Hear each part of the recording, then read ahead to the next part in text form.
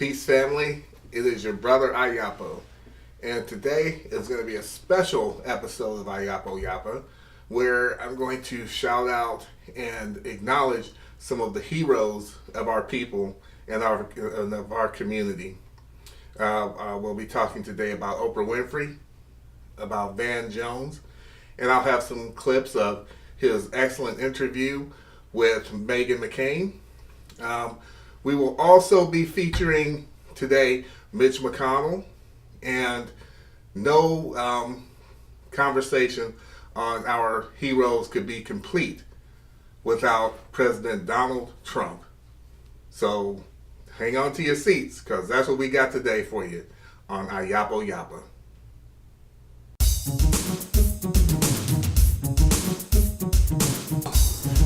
No, don't commit me!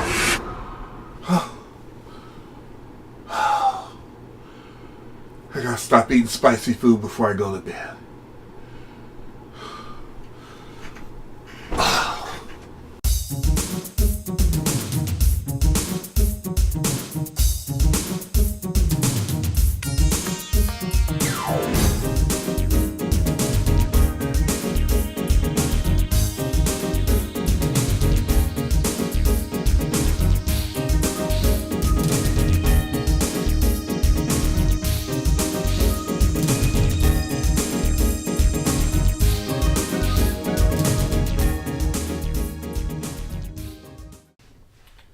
Peace family, it is I, your brother Iyapo Yapa, and welcome to Iyapo Yapa. Iyapo Yapa is an acronym. It stands for if you aren't pissed off, you aren't paying attention. A little bit of housekeeping first. I wanted to mention that at the beginning of most of my shares, you will see a memorial to one of our fallen, someone who was taken from us unjustly and before their time. And most of the time I'm going to try to do that at the beginning, but if you don't see it at the beginning, then it's at the end. It's always going to be here. The reason that I don't do it at the beginning sometimes is it's just depending on how silly of a beginning I have. Sometimes I just have a straight beginning that's serious. And so I would go on and put the memorial at the beginning, but the memorials are a very solemn and a very serious thing. So if I'm really cutting up at the beginning of a video, I'm not going to put the memorial after that. I'll save it to the end. So if you ever don't see the memorial at the beginning of the share, then that means that I put it at the end. And if you don't want to watch the whole share, by all means, at least go to the very end to see who's being memorialized. As I said a while back, it's not the type of a thing where the focus of that share is the person who's being memorialized. It's just the fact that we need to always keep in mind our fallen brothers and sisters. We always have to keep them in mind. And it's just easy for us to forget. We're human beings. And it's just not so much even that we might even forget it, as it'll just fade to the back of our minds with time. And again, that's just natural as human beings. If you want to really understand the entire reason that I started doing the memorials and why I will continue to do them, then you'll want to watch the share, We Must Never Forget. And I'll give you the lab to that. Also, I want to give a couple shout outs. I will give a shout out to Mother Nature. Thank you so much for your support. I also want to give a shout out to Brother DNUBIAN, who has a channel, and I'll give you the lab for that. And these are both subscribers and supporters. And like little by little in each video, I'm going to try to shout out my subscribers, because you are precious to me, and I just appreciate your support so much and your comments and everything.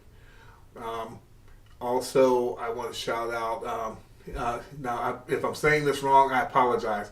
MFALME Dome. I'm going to link you to his channel That brother he just has such a heart for our people. You can tell it when he talks about us. And he definitely loves and respects our women. So I have all respect for that brother. So I'll give you the lab to his channel. By all means, subscribe to MFALME Dome. And finally, there is Hank Thrasher, who I'll give you the lab for, and I'll be talking about him in just a few minutes. The subject of this share is reparations and separation. I've come to understand that a lot of our people happen to think that when we talk about reparations and in terms of reparations, it implies that we would have some kind of a connection with the government. It would imply that we would have some kind of a continuing connection with the society of our oppressors. But that's not the case at all. When I talk about reparations, I talk about reparations in terms of payment for services rendered. It's like this. Say that you work on a job and you've worked for 2 weeks, you get paid on a 2-week cycle, and at the end of that 2 weeks you say, you know what, screw this, I'm tired, I'm out of here, I'm done. And you tell them you're quitting. No 2-week notice. You tell them you're quitting and you're done. Okay, fine. You quit, but then they say, well, okay, you worked this 2 weeks, but we're not going to pay you. You would look at them like they were half crazy, and you would fight to be paid.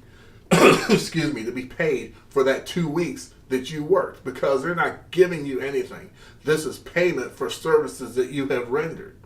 You've done the work, so that pay is yours. You're not begging for anything. You're not asking for anything that's not yours, or that you don't deserve, or that you're not entitled to.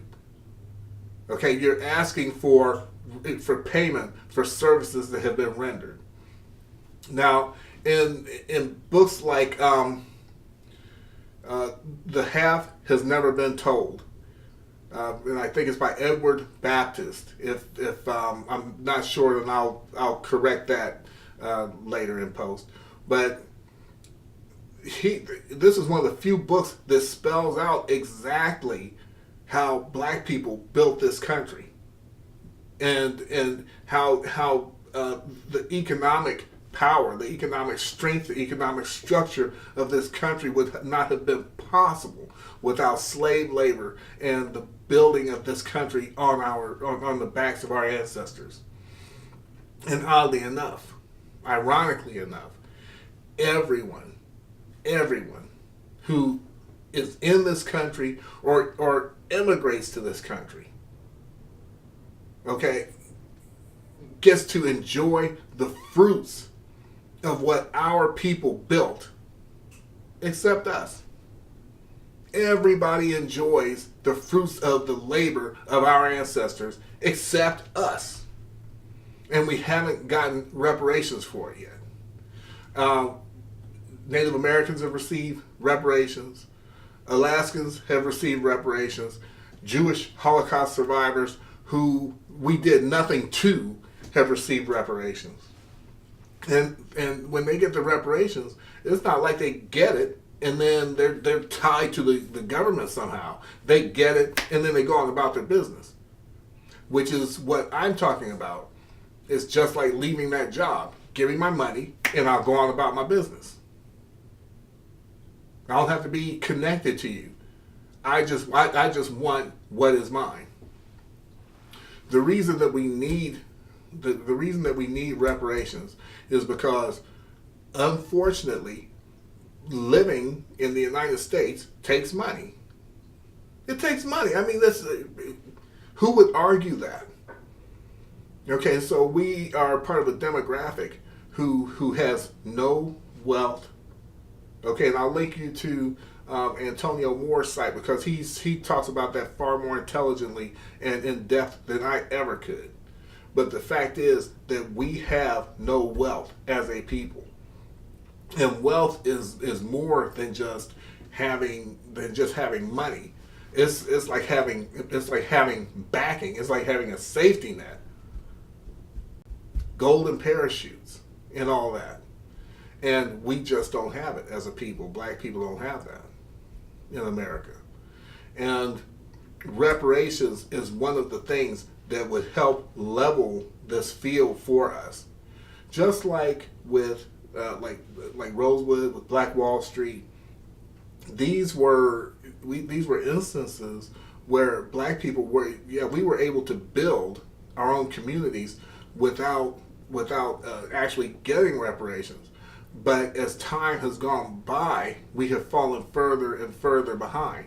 So we have to get this injection. We have to get this money so that we can just even kickstart what it is that we want to do. And once we get that money, then we can go on and separate.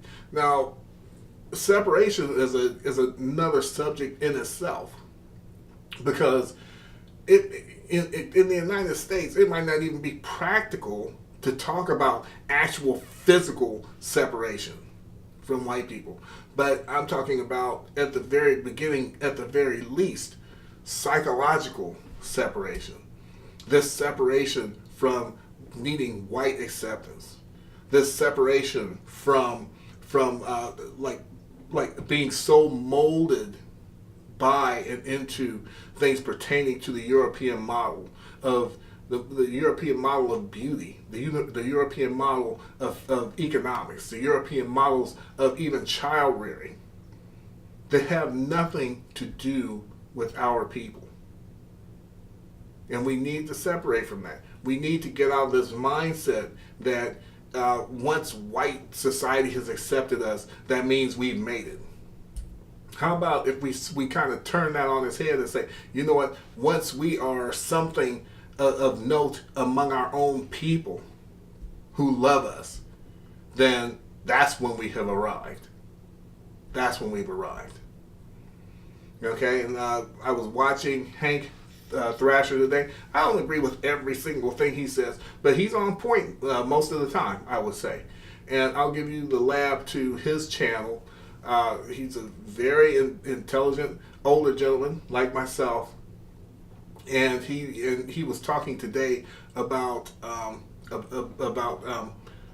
not segregation, but about separation. He was mentioning about when Dr. King realized near the end of his life before he was murdered, just how what all this fighting to be integrated into white society actually is what destroyed our people. It was one of the most detrimental things that happened to us, and he just laid it out very intelligently and laid it out very well. So I would suggest that you watch that. I'll give you the lab. But in that, I'm just saying that in this fight for reparations, we need to separate from this mindset, or let go of this mindset that we're somehow asking the government to do something for us, begging the government to do something for, and all this garbage. It is white people who are the ones saying that we're begging for something, or that we're asking for something that's not due us, and so on. The same ones who get free cars, the same ones who were given free land, the same ones who were given advantage in getting land and being taught how to use that land for profit and to move ahead, and so on and so forth. But they want to come to us and tell us about pulling ourselves up by our own bootstrap. Are you kidding? And then as soon as we start talking about getting, what is actually due us, they'll say we're begging. And unfortunately, a lot of our own people internalize that narrative and say, yeah, you're right, we need to quit begging and do stuff for ourselves. The problem is that we can't climb out the way that we need to, because we don't have anything undergirding us like white people do. And white people, they can fail and fail and fail and fail and fail and finally succeed. Black people, you fail once, you're out. Strike one, you're out. So we need reparations. We need to really understand what reparations is about. Understand that reparations isn't something that ties us into white society. Reparations is actually something that could help to free us from white society. Okay, so that's pretty much what this share is about. I wanted to clarify that reparations and separations, because you know my thing is reparations. I get a lot of pushback about it, but that's not going to stop me from putting forth my message. All right. So now I just want to give a shout out to the True Royal family. She has hit over 8,000 subscribers. Congratulations, True Royal family. You deserve every one of them, and we definitely love you. I want to also plug this Black. Buy that book. It's a wonderful read. It is about our people, and it is for our people. And it is just another one of the steps in us taking control of our narrative. Unlike a movie like the Black Panther that was, I'll be watching the Black Panther, but unlike a movie like that was produced and created by white people, and white people would be benefiting from it, and the dollars that we spend on it, I'm just a little bit tired of white people. Of white people being in control of our narrative. We need to be in control of our narrative. We need to be in control of our story, our entertainments. Okay, and this Black does that. It's an excellent read. I'll give you the lab. It's available on Amazon. You can get it in either a paperback version, hard copy, or as a Kindle version. Well, it doesn't have to be Kindle. It can be like any format, but digital format is what I was wanting to say. Also, I want to shout out Chris CRAZYHOUSE. He is a cartoonist and illustrator, and he also has products he sells on Amazon, which I'll give you the lab for. But if you have never seen his work, you'll want to check him out. He is just an awesome cartoonist. And as a cartoonist myself, I love seeing the work of other Black cartoonists, because it has a certain feeling, certain vibe to it, and it's just fantastic work. So I will link you to that, and I think that's about it. So as always, much love and respect to you, family. And I just appreciate everything. Like, comment, subscribe, and I will see you in the next video. Peace and blessings to you.